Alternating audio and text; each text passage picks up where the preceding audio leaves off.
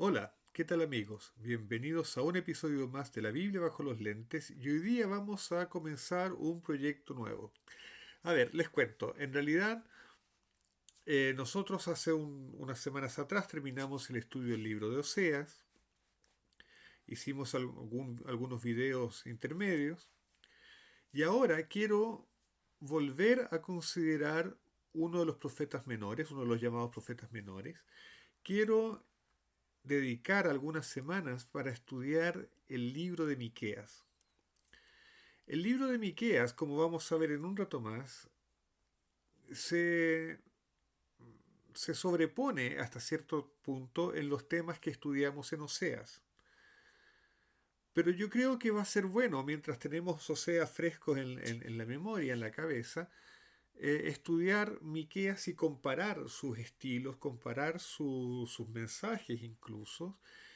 Y bueno, yo creo que vamos a ir aprendiendo cosas interesantes. Así es que sin más dilación, los invito a que nos dediquemos a estudiar hoy día el capítulo uno del libro de Miqueas. Entonces, vamos allá.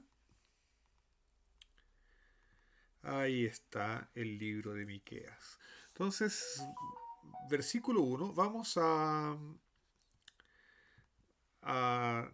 estudiar el capítulo completo, que son 16 versículos, no es tanto tampoco. Y vamos a comenzar, lógicamente, por el versículo uno, Miqueas 1:1. Dice así, leo la Biblia de las Américas, palabra del Señor que vino a Miqueas de Moreset en los días de Jotam, Acaz y Ezequías, reyes de Judá, lo que vio acerca de Samaria y Jerusalén. Ok, este primer versículo es fundamental porque va a contextualizar todo el libro. Primero es la presentación de quién es el autor, ¿no es cierto? El autor es Miqueas, o por lo menos las profecías que fueron dadas a Miqueas de Moreset. Moreset es la ciudad, ¿no? Miqueas. Eh, a propósito, eh, en hebreo, Miqueas es Mica o Mijá. ¿Mm? Mijá es un nombre que puede traducirse que quién es como tú. ¿Mm? Eh, es, eh, es, es, es cercano entonces a Mijael, ¿no? Ok. El profeta Miqueas es nombrado en dos lugares en la Biblia hebrea. Uno es en este versículo y el otro es en el libro de Jeremías, en el capítulo 26, versículo 18. En ese capítulo se cuenta una discusión entre Jeremías y los ancianos del pueblo, los ancianos de Judá, y el versículo 18, los ancianos dicen, Miqueas de Moreset profetizó en días de Ezequías, rey de Judá, y habló a todo el pueblo de Judá diciendo, así ha dicho el Señor de los ejércitos, Sión será arada como un campo, Jerusalén se convertirá en un montón de ruinas, y el monte del santuario será como los lugares altos de un bosque. ¿Mm? Y del versículo 19 siguen diciendo, ¿acaso le dieron muerte a Ezequías, rey de Judá, y todo Judá? ¿No temió él al Señor y suplicó el favor del Señor, y el Señor se arrepintió del mal que se había pronunciado contra ellos? Nosotros pues estamos cometiendo un gran mal contra nosotros mismos. Ok, entonces estos ancianos estaban aquí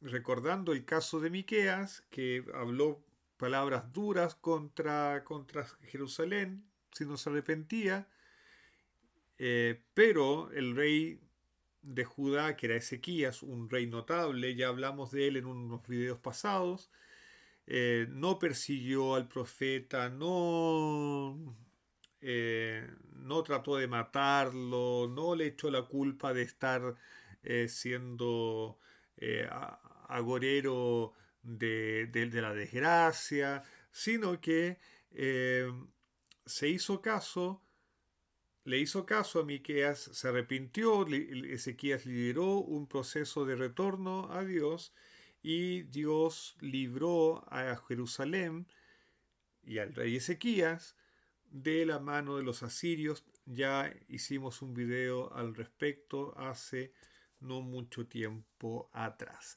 Entonces, ese es el contexto histórico de Miqueas. Miqueas va a profetizar en el tiempo de Ezequías, pero no solamente en el tiempo de Ezequías, sino que en el tiempo de Jotam, Acaz y Ezequías. Estos tres reyes ya los hemos encontrado en otras oportunidades. Estos tres reyes aparecen en el libro de Isaías y también aparecen mencionados en el libro de Oseas. Miqueas, Isaías y Oseas fueron contemporáneos. Oseas predicó en el reino del norte, en el reino de Israel. Miqueas e Isaías profetizaron en el reino del sur, en Judá. Pero son contemporáneos y por lo tanto van a hablar de cosas parecidas. Y en ese aspecto vamos a recordar muchas cosas que dijimos y que escuchamos, que leímos en el libro de Oseas. Pero en la repetición no hay problema siempre que lo que se repita sea cierto. Entonces Miqueas va a profetizar acerca de Samaria, la capital del reino del norte, y de Jerusalén, la capital del reino del sur. Va a estar focalizada principalmente en Jerusalén, pero también va a decir algunas cosas del reino del norte. Veamos entonces qué dice la profecía de Miqueas. Oíd, pueblos todos, escucha tierra y cuanto hay en ti. Sea el Señor Dios testigo contra vosotros, el Señor desde su santo templo. Porque he aquí el Señor sale de su lugar y descenderá y hollará las alturas de la tierra. Debajo de él los montes se derretirán y los valles se hendirán como la cera ante el fuego, como las aguas derramadas por una pendiente. Ok, entonces así comienza la profecía de Miqueas. Y ya uno sospecha que no vienen cosas agradables. No vienen cosas agradables. El comienzo de la profecía es absolutamente sobrecogedor. Es una introducción que llama la atención, ¿no es cierto? Eh, el Señor Dios, sea el Señor Dios testigo contra vosotros. Es decir, esta salida de Dios, esta manifestación de Dios, no es una manifestación de Dios destinada a salvar, es una salida acusadora. Eh, es, en palabras eh, más del mundo evangélico, digamos, más del mundo apocalíptico, eh, Dios sale en juicio contra Israel. Ahora, esto hay que matizarlo un poco porque Dios puede traer calamidades a un pueblo, al pueblo de Israel, por ejemplo, o al reino de Judá en este caso, sin avisarle a nadie, no tiene por qué hacerlo. Pero Él es bueno y primero avisa, primero advierte a través de los profetas. Entonces hay que tomar esta declaración como una advertencia. Cuidado, cuidado, cuidado, si siguen como van, Dios va a tener que actuar contra ustedes. Pero cuando el profeta habla y avisa, todavía hay tiempo de enmendar rumbo.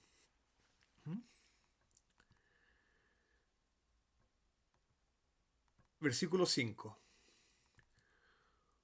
Todo esto por la rebelión de Jacob y por los pecados de la casa de Israel. ¿Cuál es la rebelión de Jacob? ¿No es Samaria? ¿Cuál es el lugar alto de Judá? ¿No es Jerusalén? Ok, entonces vamos a ver ahí. Antes se mencionó que Dios está enojado y va a salir para actuar en contra del pueblo de Israel. Ahora, se me olvidó decirlo, pero todas estas descripciones que están en el versículo 3 y 4, descenderá, hollará las alturas de la tierra, los montes se derretirán, los valles se hendirán como cera de entre el fuego, como aguas derramadas por la pendiente. Todo eso evidentemente es lenguaje figurado y no hay que interpretarlo literalmente. Es una forma de decir cuán poderosa va a ser la acción de Dios, pero no hay que tomarlo literalmente, son figuras literarias. Los profetas hablan el lenguaje poético. ¿Ok? Ya, dicho eso, entonces, ¿cuál es la rebelión de Jacob? ¿Qué está diciendo aquí? Ahora Miqueas pasa a contarnos cuáles son las razones por las que Dios se está viendo obligado a actuar de manera tan dura. Y las razones son dos. Es el pecado que está asociado con Samaria y el pecado que está asociado con Jerusalén. En Samaria, como ya vimos en el libro de Oseas, había un templo, yo diría semipagano, es decir, nominalmente se adoraba a Dios, pero se lo adoraba a través de un becerro de oro. Y en Jerusalén, si bien no se llegó a eso, en Jerusalén sí había muchos problemas de idolatría a nivel del pueblo. Existía como una, ¿cómo diría yo? En la religión popular existía una mezcla de adoración al Dios de Israel y a la adoración de los dioses cananeos y de las naciones vecinas. Entonces existían estos centros de adoración paganas que eran los lugares altos. A veces en los lugares altos también se adoraba a Yahvé, al Dios de Israel, pero era, ¿cómo diría yo? Era la paganización de la religión de Israel. ¿Ok? Y claro, el Dios de la Biblia es un Dios celoso. Así es que no tolera estos sincretismos. Pero vean que son dos situaciones distintas. En Samaria había un culto oficial con ribetes paganos. En Jerusalén era más bien una mezcla que se daba a nivel popular. Estaba ciertamente extendida, pero era una mezcla que se daba a nivel popular. Verso 6. Haré pues de Samaria un montón de ruinas en el campo, lugares para plantar viñas, derramaré sus piedras por el valle y pondré al descubierto sus cimientos. Esto nos suena mucho al libro de Oseas, ¿no? Y sabemos por el libro de Oseas que esto realmente ocurrió cuando los asirios invadieron el reino del norte. Versículo 7. Tus ídolos serán destrozados y todas sus ganancias serán quemadas por el fuego, y asolaré todas sus imágenes, porque las juntó de ganancias de ramera, y a ganancias de ramera volverán. Ok, ¿qué está diciendo aquí? Aquí está tratando el profeta al reino del norte, lo está tratando de ramera. La idolatría comúnmente es comparada en la Biblia hebrea con prostitución, con relaciones sexuales prohibidas. Y, y claro, acuérdense que uno de los grandes problemas del Reino del Norte era que era un reino económicamente muy solvente, tenía mucho poder económico, pero, pero sus ganancias, su poderío económico había sido obtenido a costa de contaminarse espiritualmente. Entonces Dios, a través del profeta, está diciendo, mira, todas esas ganancias que tuvieron, que fueron mal habidas en el sentido de que fueron a costas de prostituirse espiritualmente, todo eso se va a perder, no va a valer la pena, va a ser quemado por el fuego. Y las imágenes idolátricas también van a ser destruidas. Versículo 8.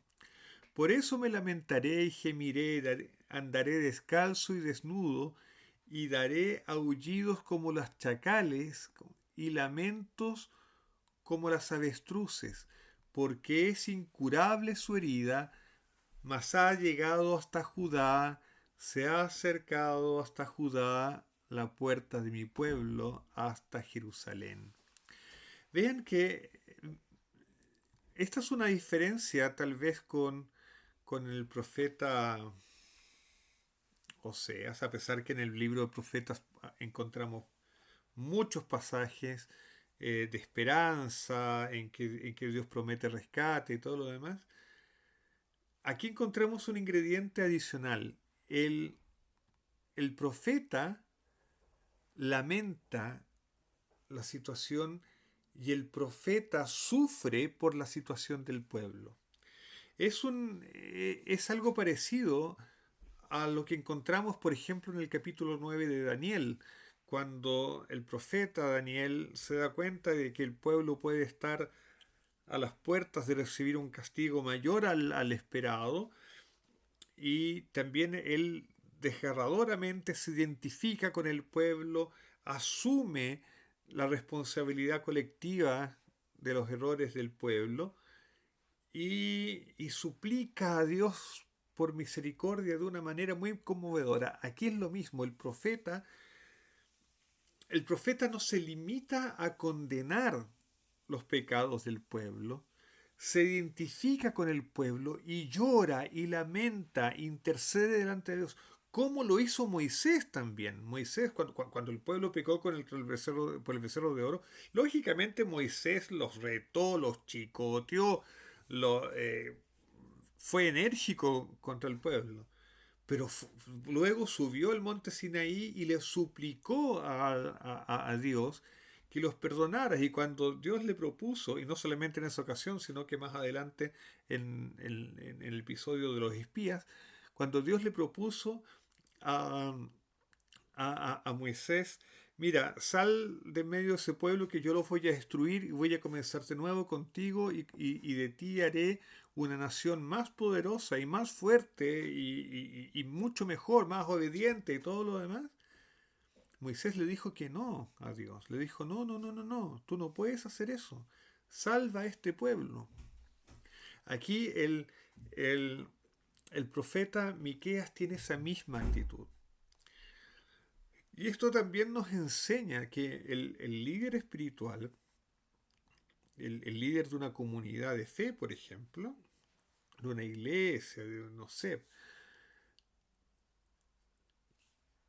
tiene que identificarse con su pueblo, tiene que identificarse con su grupo y ser capaz de encarnar el dolor de ese pueblo, la tragedia de ese pueblo y la intercesión por ese pueblo delante de Dios. Es, es muy, es muy bonito lo que aparece aquí. Porque es incurable su herida. Y claro, el lamento de Miqueas es porque él se da cuenta que la situación del reino del norte de Israel es desesperada, como lo vimos con Oseas. Y Judá está empezando a contaminarse, pero la situación de Judá todavía es mejor que la de Israel. Tiene más posibilidades de sobrevivencia, como de hecho ocurrió. Versículo 10. En Gat no lo anunciéis, tampoco lloréis. En Bet-Leafra revuélcate en el polvo. Vete al cautiverio, habitante de Zafir. en vergonzosa desnudez, la que habita en Saanán no escapa. La lamentación de Betzel, que él quitará de vosotros su apoyo. La lamentación de Betzel es que él quitará de vosotros su apoyo. Aquí están nombrando varias ciudades, ¿no es cierto?, que van a ser finalmente destruidas, se van a ser eh, eh, finalmente arrasadas por los asirios, o los habitantes van a ir al exilio, todo lo demás. Porque se debilita esperando el bien la que habita en Marot, pues la calamidad ha descendido del Señor hasta la puerta de Jerusalén. Ok.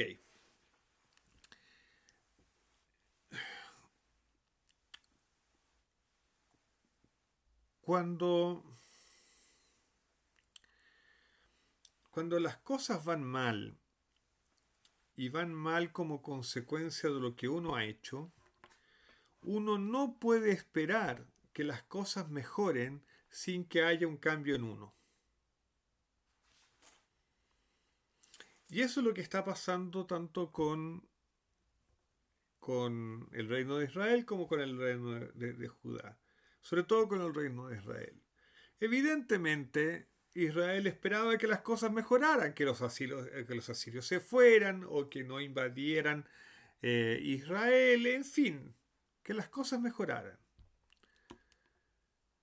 Pero no estaban dispuestos a cambiar ellos y no estaban dispuestos a reconocer que la causa de todos sus problemas estaba en su mal comportamiento con respecto a Dios. Entonces, en ese caso, alguien no puede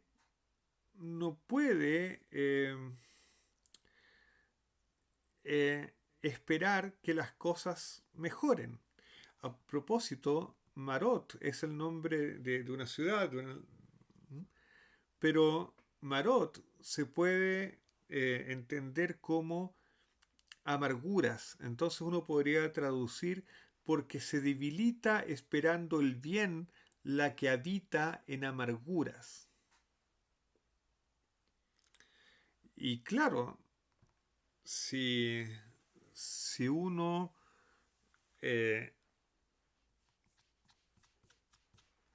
está empantanado en las amarguras y en lo que causa esa amargura, no puede esperar que las cosas cambien para bien de buenas a primeras. Hay un cambio que tiene que producirse en uno.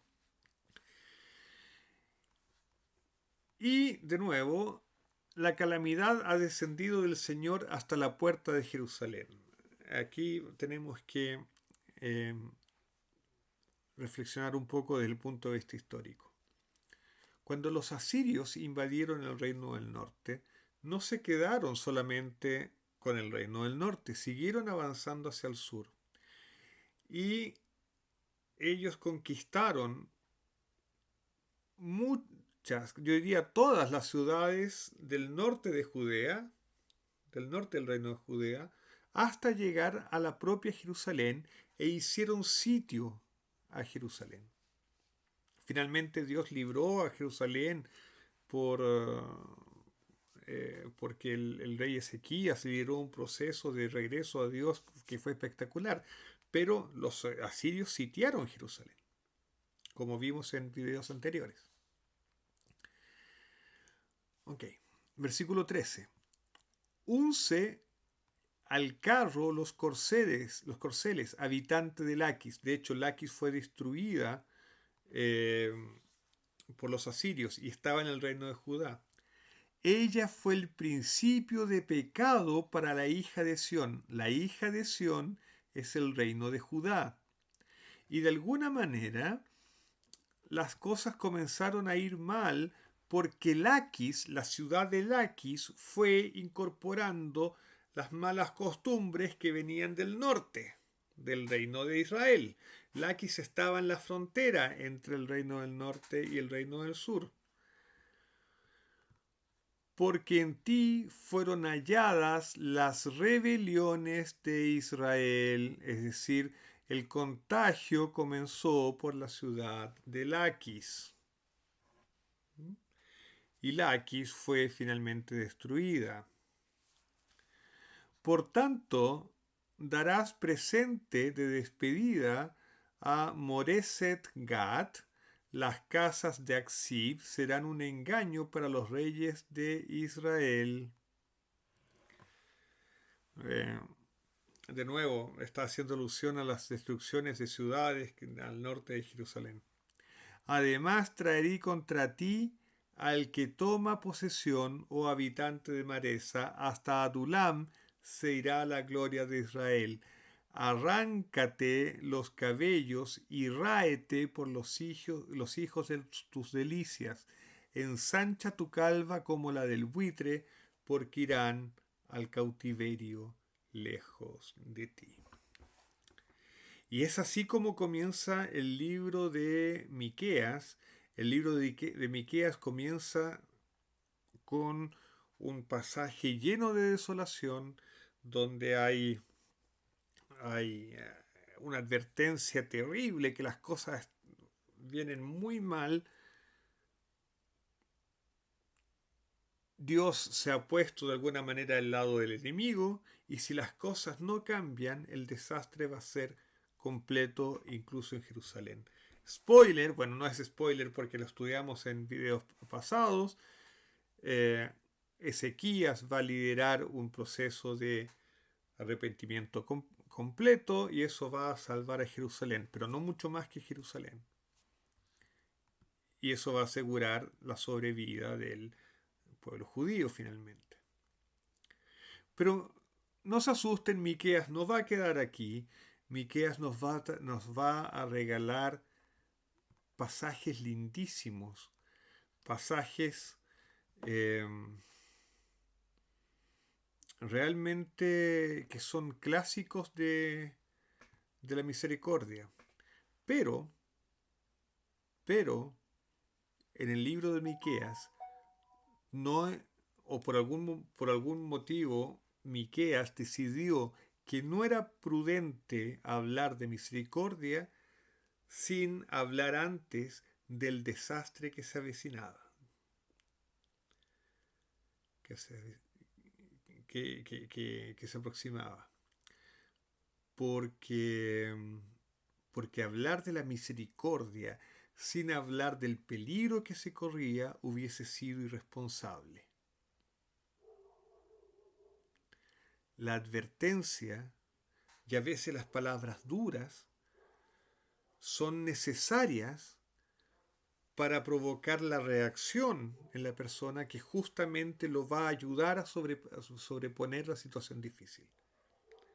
Así es que mientras tanto vamos a dejar a Miqueas aquí, nos vamos a quedar con este mensaje terrible de advertencia, sintiendo la responsabilidad que uno tiene cuando ha asumido un compromiso con Dios, que con Dios no se juega, y Dios es misericordioso y es bueno y siempre quiere el bien para uno, pero hay hay una responsabilidad, y nosotros tenemos una responsabilidad frente al mundo también. Estamos aquí para cambiar este mundo para mejor. Entonces, si no hacemos eso, no cumplimos nuestro propósito, está todo mal. ¿Ok? Así es que es bueno que el profeta hable duro, nos hace un favor cuando habla duro, y debemos tener la astucia del rey Ezequías, como vimos en el primer texto en Jeremías, ¿no? Ezequías no persiguió a Miqueas cuando Miqueas habló duro, no lo regañó, no lo retó, no mandó que se callara, no lo mandó al exilio, no, sino que le hizo caso, y hacerle caso al profeta salvó al pueblo. Y yo creo que esa es la gran lección que tenemos que sacar hoy día. en nuestra sociedad le sacamos el quite, huimos de las palabras duras. No nos gustan las palabras duras, no nos gustan las reprensiones, no nos gustan que nos digan en qué estamos mal, cuando deberíamos agradecerlo para tener la oportunidad de cambiar y ser mejores. Que Dios nos dé la sabiduría, que el Eterno nos dé la sabiduría para tomar con humildad las lecciones de la vida, aquellas que vienen verbalmente y aquellas que vienen incluso a veces con un poco de dureza, con un poco de rigor, y que nos permita tornarnos en personas mejores. Y por supuesto, que tengamos todos un lindo Shabbat. Nos vemos en la próxima. Shabbat Shalom. Chao, chao.